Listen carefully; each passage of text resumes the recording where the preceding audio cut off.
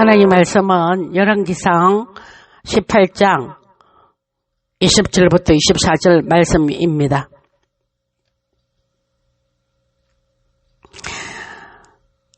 갈멜산 대계를 요청하는 엘리야입니다. 갈멜산은 바알 숭배의 본산지였습니다. 엘리야와 바알 선지자 450명과 아세라 선지자 400명의 대결이 그곳에서 펼쳐졌는데, 엘리야는 아합뿐만 아니라 백성들에게도 이스라엘을 괴롭게 한 자가 누구인지 밝힐 필요가 있었습니다. 왜냐하면 아합은 자신과 이스라엘이 고통당하는 것은 모두 엘리야 탓이라고 생각을 했습니다. 본문 17절에 보면 엘리야를 만난 아합이요, 엘리야가 이스라엘을 괴롭게 하는 자라고 말합니다.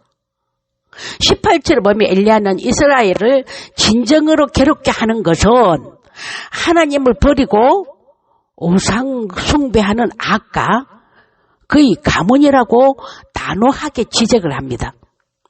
그리고 엘리야는 바알과 아세라 선지자 850명과 대결을 하겠다고 아합에게 제안을 합니다. 아합은요, 북이스라엘 7대 왕입니다. 시돈왕 옛 바알의 딸 이세벨을 아내로 맞아 들으면서 이세벨의 영향을 받은 이스라엘은 우상 숭배가 극에 달하였습니다. 이세벨의 영향을 받은 아합은 이스라엘을 우상의 나라를 만들었습니다. 그 결과 아합은 이스라엘 국교를 바알 종교로 한 것은 당시 상업 도시의 중심지였던 시돈을 통해서 이스라엘의 경제적 번영을 위해서였습니다. 북이스라엘의 범죄는요, 아합 시대에 와서는 엄청났습니다. 그래서 특단의 조치가 필요할 정도로 극에 달하였고, 아합에 의해 바알 종교가 국교로 선포될 이 하나님은 3년 6개월이라는 긴 가뭄의 행보를 내리게 됩니다. 이스라엘에게 환란이 닥친 이유는 심판을 선포한 엘리야에게 있는 것이 아니라 하나님 앞에 죄와 반역을 행한 아합과 이스라엘 백성들에게 있었습니다. 이스라엘 백성들은 하나님을 믿는다고 하면서도 동시에 이방 신인 바알과 아세라를 섬겼습니다. 이 엘리야는 바알과 하나님 사이에 갈등하는 백성들에게 이제 믿음의 결단을 내리라고 촉구하면서 이제부터 이스라엘 백성들이 유일하신 참 하나님만을 따르기를 원했습니다. 엘리야는 하나님을 저버리고 세상적인 풍요를 얻기 위해 우상을 숭배하던 이스라엘 전체를 향해서 당당하게 영적 전쟁을 선포하게 됩니다. 여러분, 이 세상은 거짓 우상과 타락한 가치관으로 가득 차 있습니다. 이런 세상에서 살아가는 성도들은 항상 영적 도전에 직면하게 되어 있다는 것을 여러분들은 아시기를 바랍니다. 그리고 헛된 풍요와 거짓 평안을 약속하는 영적 전투를 감당해야 합니다. 우리는 세상이 아니라 하나님만을 섬기는 자로 살아가야 할 줄 믿습니다. 두 번째는 신앙을 결단하는 하기를 원하는 엘리야입니다.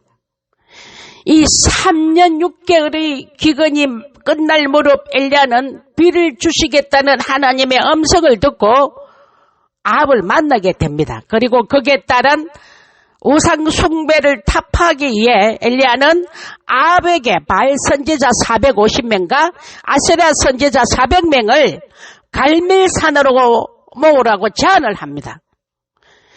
갈멜산에서 누가 참신인지, 누가 이스라엘을 괴롭게 하는지를 명백하게 밝히겠다는 것입니다.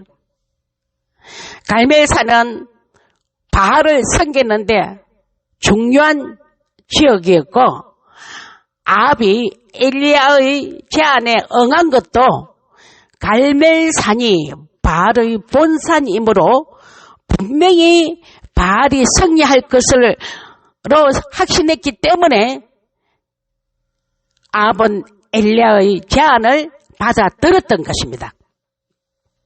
21절에 보면 엘리야가 모든 백성에게 가까이 나아가 이르되 너희가 어느 때까지 둘 사이에서 머뭇 하려느냐.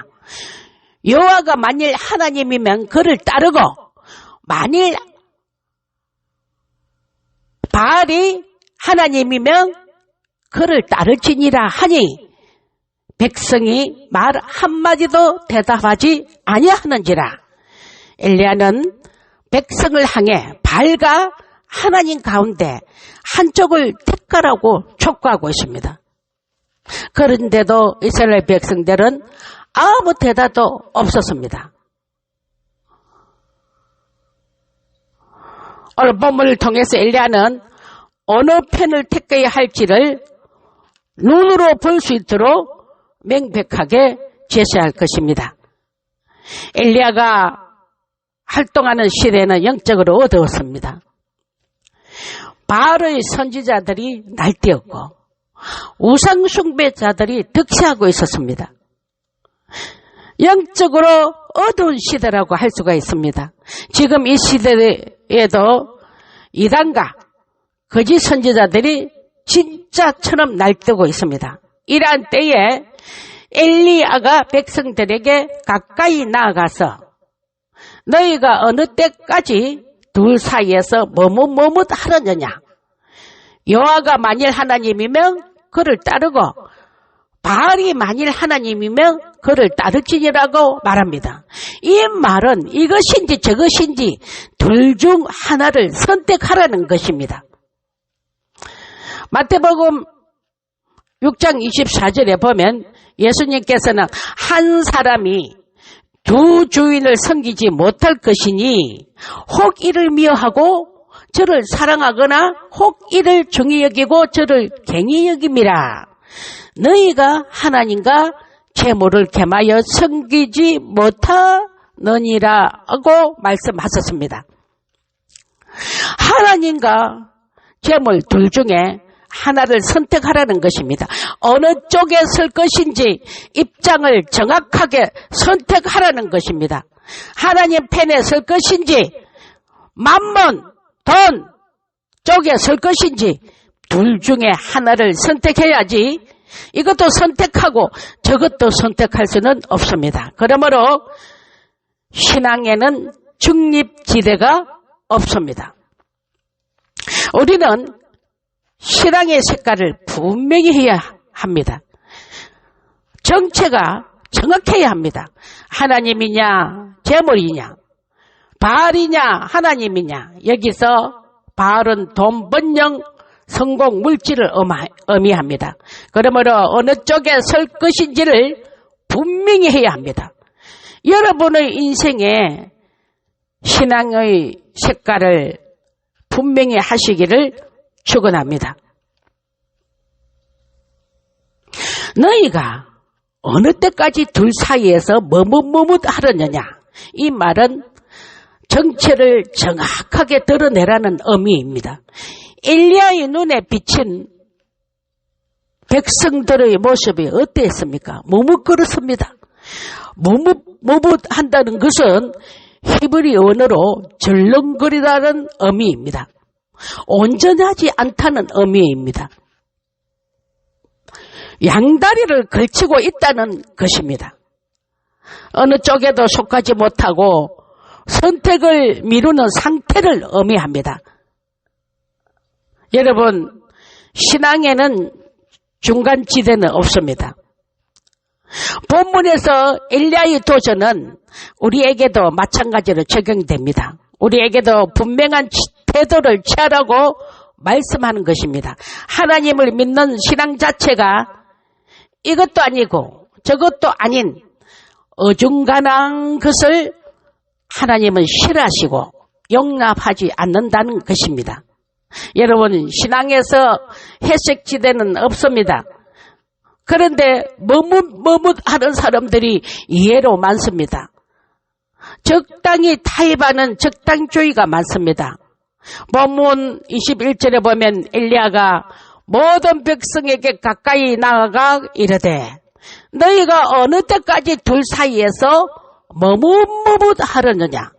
여호와가 만일 하나님이며 그를 따르고 바알이 만일 하나님이면 그를 따를지니라 하니 백성이 말 한마디도 대답하지 않은지라고 기록되어 있습니다. 그런데 백성들은 전혀 반영하지 않았습니다. 이것은 영적으로 죽은 있는 상태임을 말합니다. 영적으로 도전하는데 아무런 반응이 없는 것은 그것은 죽은 것입니다. 여러분, 시체가 반응합니까? 이것은 그때 당시의 이스라엘 백성들의 영적 상태를 보여주고 있습니다. 너희가 어느 때까지 둘 사이에서 머뭇하려느냐는 엘리야의 말에 백성들은 말 한마디도 하지 않았다는 것입니다. 계시록 3장 1절에 보면 예수님께서 사도의 교회를 보고 너가 살았다 하나 죽은 자라고 말씀하셨고, 계시록 3장 15절을 보면 라오디게와 교회를 향해서 내가 너 행위를 아노니 너가 차지도 아니하고 덥지도 아니하도다. 너가 차든지 덥든지 하기를 은하노라. 16절을 보면 너가 이같이 미적은하여 덥지도 아니하고 차지도 아니하니 내 입에서 너를 토하여 내치리라. 그러니까 이것도 아니고 저것도 아니고 선택을 하지 못하니까 머뭇거리고 있는 저들에게 주님께서는 뭐라고요? 토해내친다고 했습니다. 그러므로 신앙의 색깔을 분명히 하시기를 바랍니다. 엘리야 시대에 실제로 3년 6개월 동안 기근이 있었죠. 하늘이 닫히고 비가 오지 않았습니다. 그런데 그 기근을 가져온 것이 육적 기근뿐만 아니라 영적 기근이었습니다. 본문은 영적 기근을 가장 잘 알려주고 있습니다. 하나님과 바알 사이에서 선택해야 하는 백성들이 머뭇거리고 아무 대답을 하지 않았던 것을 보면 당시의 영적 기근 상태를 잘 드러내주고 있습니다. 하나님의 말씀이 주어지고 말씀이 들릴 때에는 반응해야 됩니다. 그런데 본문에서 이스라엘 백성들은 단 한마디의 대답도 하지 못했습니다. 이것은 바알과 하나님 사이에서 머뭇거리고 있었다는 것입니다. 바알은 풍요와 번영의 신으로 고대 가나안인들이 섬기는 신들입니다. 지금 이 시대에도 믿지 않는 자들은 풍요와 번영의 신 바알을 섬기고 있습니다. 그런데 예수 믿는 자들이라고 하면서 여전히 하나님보다 풍요와 번영의 신 바알 앞에서 머뭇거리고 있는 자들이 참 많습니다. 오늘 본문에서 보면 엘리야는 외로운 전투를 하고 있습니다. 그래서 엘리야는 여호와의 선지자는 나만 홀로 남았으니라고 말합니다. 엘리야의 심정이 어땠을까요? 영적 정쟁을 하려 하는데 백성들이 아무도 반응하지 않으니까 엘리야 홀로 외로운 전쟁을 치릅니다. 지금 이 시대의 영적 흐름을 보면 엘리야의 심정을 조금 알 것 같습니다. 우리가 살아가는 이 시대에도 마찬가지입니다. 평소에는 모르겠는데 우리 자신의 정체를 정확하게 드러내고 영적 전쟁을 치르려고 하다 보면 함께할 동력자들이 의외로 많지 않습니다. 많아 보이지만 그렇지 않다는 것입니다. 그래서 외로운 길이라고 할 수가 있습니다. 마태복음 7장 13절을 보면 좁은 문으로 들어가라. 멸망으로 인도하는 문은 크고 그 길이 넓어 그리로 들어가는 자가 많고 14절에는 생명으로 인도하는 문은 좁고 길이 협착하여 찬 이가 적다고 했습니다. 더 넓은 길, 더 좋은 길을 선택하려고 하지 좁고 힘들고 협착한 길을 선택하려고 하지 않습니다. 그래서 하나님 말씀대로 하나님 앞에서 바르게 살려고 하는 자들은 공고하고 외로운 길이라는 것입니다. 요즘 예수 믿는다고 하지만 적당히 눈치 보고 타입하면서 신앙생활 하는 자들이 많습니다. 고난받지 않고 다 편하게 신앙생활 하고 싶어 합니다. 그런데 하나님 앞에서 바르게 말씀대로 살아가려고 하면 저 하지 않은 것 같아요. 입으로는 주여 주여 하고 경건의 모양을 하고 있으면서 하나님과 세상과 둘 사이에 무뭇무뭇거리면서 양다리 걸치고 있는 교인들이 많습니다. 여러분, 예수님이 걸어가신 길은 외로운 길이었습니다. 예수님의 공생의 기간에는 예수님을 따르는 자들이 많았습니다. 오병이의 기적을 베풀었을 때는 엄청난 사람들이 예수님을 따랐습니다. 인산인해를 이루었죠. 너무 많은 사람이 예수님을 따라오니까 나중에는 예수님께서 그 사람들을 흩어지게 하시려고 바다 건너편으로 갔었는데도 사람들이 계속 따라왔습니다.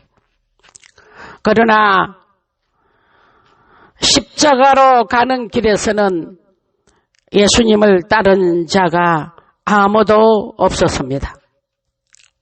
우리 역시 믿음 생애를 제대로 하려고 하면 혹독한 대가를 치러야 하는데 그것은 영적인 외로움이라고 할 수가 있습니다.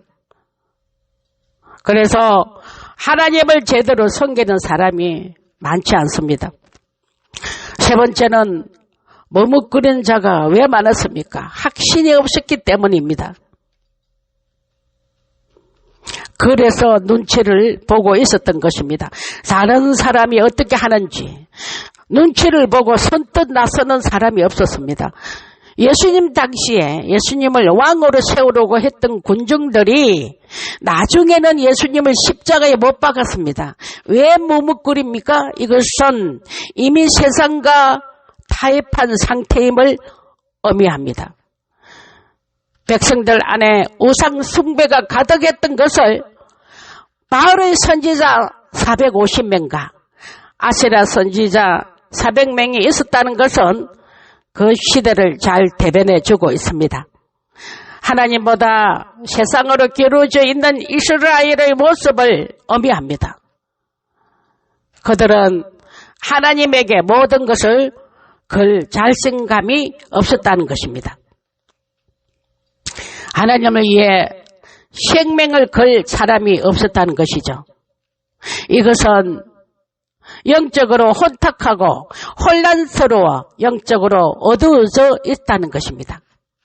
영적으로 문제가 있는 사람하고 오래 있다 보면요, 자신이 변질된 것을 느끼지 못합니다.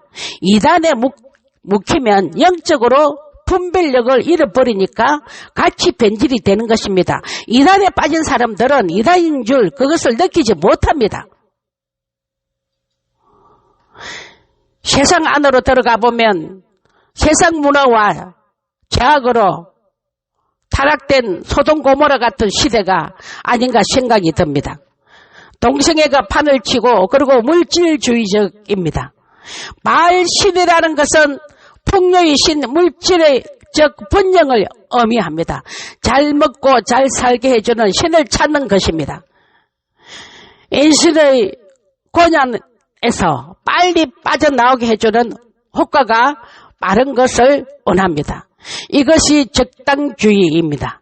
신앙생활도 적당하게, 그리고 자신이 믿고 있는 신앙에 생명을 걸지 않습니다. 눈치를 보며 적당히 머뭇거립니다.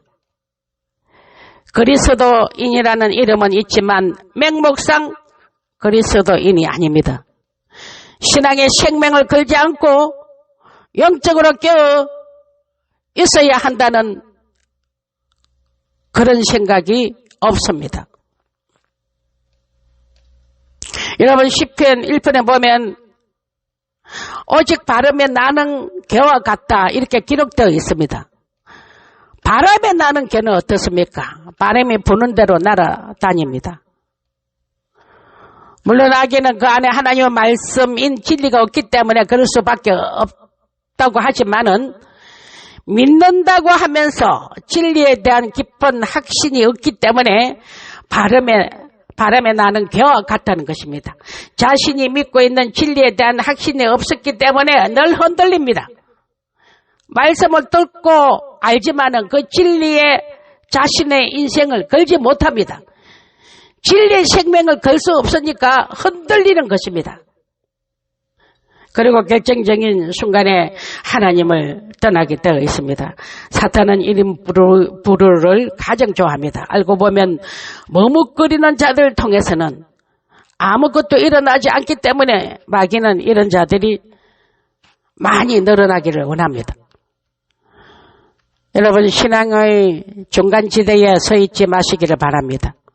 머뭇거리는 기간은 짧을수록 좋습니다. 머뭇거리는 사람은 어디에서든 환영받지 못합니다. 갈등과 회의는 누구나 가질 수가 있습니다. 그것을 통과해야 됩니다. 그런데 그 기간이 길면 안 돼요. 오늘날 우리에게 언제 무슨 일이 일어날지도 모릅니다. 죽음이 어디서 어떻게 우리에게 다가올지도 모릅니다. 하나님이 오라고 하시면 누구나 언제라도 갈 수밖에 없습니다. 영적 공백기는 짧을수록 좋습니다. 우리가 머뭇거리지 않으려면 분명한 선택을 해야 됩니다. 하나님을 선택할 것인가, 바알을 선택할 것인가, 하나님을 선택할 것인가, 세상을 선택할 것인가 하는 분명한 선택을 하시기를 바랍니다. 진리에 대한 선택은 우리를 인생의 중요한 기로에 서게 합니다. 다른 것은요, 이렇게 해도 되고 저렇게 해도 됩니다. 그러나 진리에 대한 문제는 인생에 있어서 가장 중요한 문제입니다. 길이요 진리요 생명이신 예수를 선택하느냐 선택하지 않느냐에 따라서 완전히 달라집니다. 나의 정체성이 바뀌어집니다.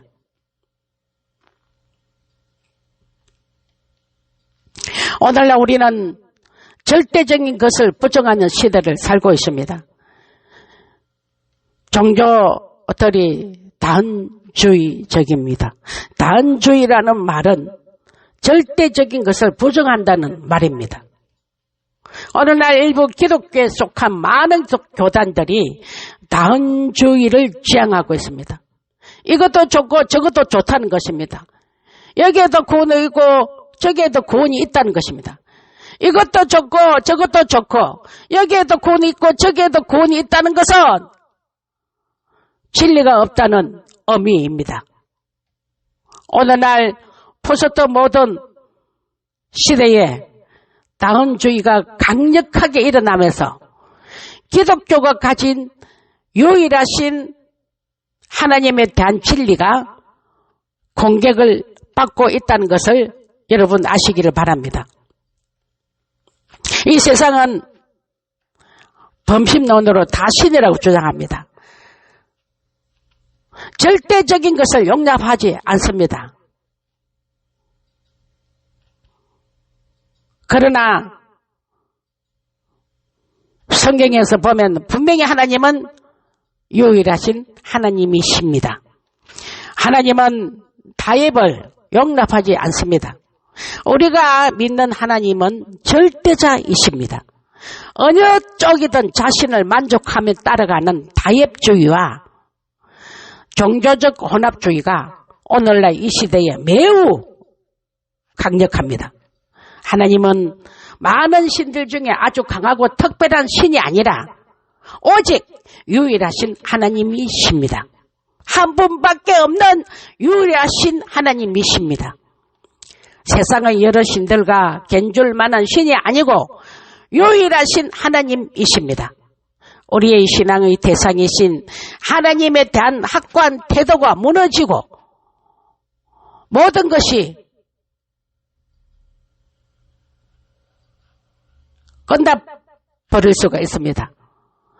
그래서 우리는 어떤 것에도 양보할 수가 없고 오직 진리이신 예수님께 생명을 걸어야 됩니다. 하나님 외에는 다른 신은 없습니다. 그러므로 다른 우상을 섬기면 안 됩니다. 우리는 그분만을 따르고 믿어야 합니다. 그분이 나를 죽이든지 살리든지 모든 것은 하나님 손에 달려있다라고 고백하는 신앙인이 되어야 합니다. 하나님이 죽으라고 하시면 죽는 것입니다. 마태복음 16장 25절을 보면 누구든지 자기 목숨을 구원코자 하면 잃을 것이요 나를 위하여 제 목숨을 잃으면 찾으리라고 하셨습니다. 하나님은 엘리야 같은 사람을 통해서 역사를 하십니다. 자신이 믿고 있는 확실한 것에 생명을 걸 줄 아는 사람을 통해서 역사하십니다. 엘리야는 생명을 걸었습니다. 850대 1의 싸움을 하고 있습니다. 여기에서 밀리면, 여기에서 지면 바알의 선지자 450명과 아세라 선지자 400명의 칼날에 죽게 됩니다. 하나님이 참으로 하나님이신가를 증명해야 하는 절대절명의 순간입니다. 엘리야 홀로 맞서고 싸우고 있습니다. 이 싸움은 수의 싸움이 아닙니다. 천만인이 나를 에워서 진친다 하여도 내가 두려워하지 않을 수 있는 것은 하나님이 우리의 하나님 되시기 때문에 그렇습니다. 그러므로 수가 아무리 많아도 겁낼 필요가 없습니다. 분명한 것은 진리에 대한 확신을 가진 한 사람이 이긴다는 것입니다. 바알의 선지자 450명과 아세라 선지자 400명과 대결합니다. 엘리야가 당당한 것은 하나님을 신뢰하였기에 확신에 차 있었습니다. 그리고 엘리야는 850명의 거짓 선지자보다 하나님께 집중을 했습니다. 예적 상황에 의해 주눅들 이유가 없습니다. 하나님을 얼마나 신뢰하고 확신하느냐가 중요합니다. 그래서 하나님 외에 다른 것을 의지하지 않고 전적으로 여호와 하나님 편에서 생명을 건 확신을 가진 한 사람이 필요한 것입니다. 자, 여러분들은 믿음의 신앙의 색깔을 분명히 드러내시기를 바랍니다. 교회도 마찬가지라고 생각합니다. 오늘날 교회가 색깔을 분명히 해야 합니다. 머뭇거리는 자들은 색깔이 없는 자들입니다. 저와 여러분들은 어디로 가든지 예수 믿는 사람의 느낌과 신앙의 색깔이 또렷한 분들이 다 되시기를 축원합니다. 믿기는 믿는 것 같은데 헷갈리는 분들이 되지 않기를 바랍니다. 그런 사람들은 머뭇거리는 사람들입니다. 이제는 수의 싸움이 아니라 영적 전쟁을 치러야 하기 때문에 그렇습니다. 지금 바알의 선지자 450명과 아세라의 선지자 400명과 갈멜산에서 전투를 벌이고 있습니다. 전투를 벌이고 있을 때에는 머뭇거리는 사람은 필요하지 않습니다. 도움이 되지 않습니다. 오직 하나님을 위하여 자신의 생명을 건 확신에 찬 한 사람만 필요합니다. 회색지대에 서 있는 분이시다면 거기서 빨리 빠져나오시기를 바랍니다. 진리에 대한 애매한 태도를 가지고 머뭇거리지 마시고 적당 주의에서 빠져나오시기를 바랍니다. 남의 눈치를 보면서 신앙생활 하시지 마시기를 바랍니다. 내가 좋아 미쳐 빠져 있으면 다른 것이 보이지 않습니다. 죽는지 사는지 계산할 수 있다면 그것은 아직 미친 것이 아닙니다. 우리가 믿는 진리는, 우리가 믿는 하나님은 우리를 미치게 하시는 분들입니다. 결론을 맺겠습니다. 여러분, 예술의 세계도 보면 그 세계에 빠진 사람들은 그 세계에 완전히 미쳐버렸습니다. 화가들은요, 작품 하나에 모든 것을 걸어버립니다. 우리는 다른 데 미치지 마시고 예수님께 미치시기를 바랍니다. 한 군데에 제대로 미쳐야지, 제대로 미치지 않으면 다른 데 미치기 때문에 있습니다. 누가 한다고 따라가거나 누가 믿는다고 따라가거나 누가 좋아한다고 따라가는 것이 아닙니다. 신앙의 정치를 분명히 드러내고 하나님 앞에 분명히 설 때 하나님도 여러분의 편에 서서 여러분의 인생을 지키시고 인도해 주실 줄 믿습니다. 하나님의 편에 서기를 결단하시기를 바랍니다. 진리의 확신을 갖고 진리의 생명을 걸 수 있는 여러분들이 다 되시기를 바랍니다. 해석지대에서 완전히 벗어나 머뭇거리는 신앙을 완전히 청산하시기를 바랍니다.